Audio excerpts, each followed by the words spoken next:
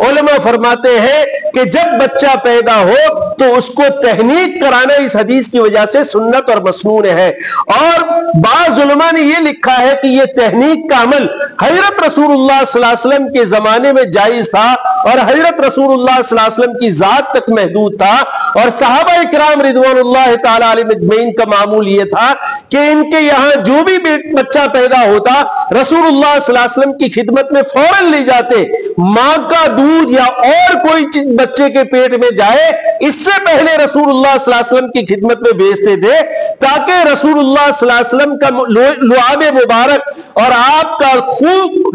کا تھوک مبارک سب سے پہلے بچے کے پیٹ میں جائے, اور اس سے بچے کو نفع ہو اور اس کے ذریعے سے بچے کو برکتیں حاصل ہو, اس کے ذریعے سے وہ نیک اور صالح بنے, اس کے ذریعے سے اسے صحت اور تندرستی ملے, بیماریوں سے محفوظ رہے. یہ سارے مسالے کے پیش نظر صحابہ کرام رضوان اللہ تعالی علیہم اجمعین کا یہ معمول تھا کہ جو بھی بچہ پیدا ہوتا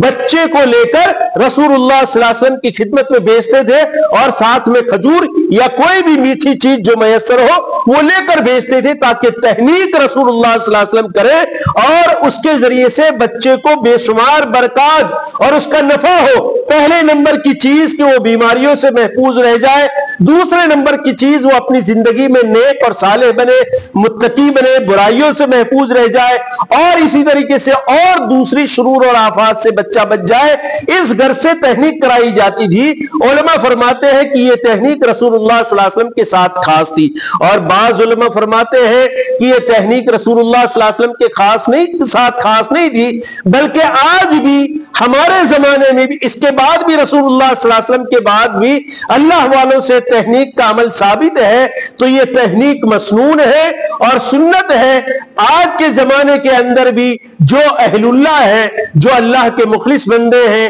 علماء ہیں, جن کے ساتھ ہمیں عقیدت ہو, محبت ہو, ان علماء کی خدمت میں اور ان اہل اللہ والوں کی خدمت میں اپنے بچوں کو لے کر جانا چاہیے, اور جانے کے بعد ان سے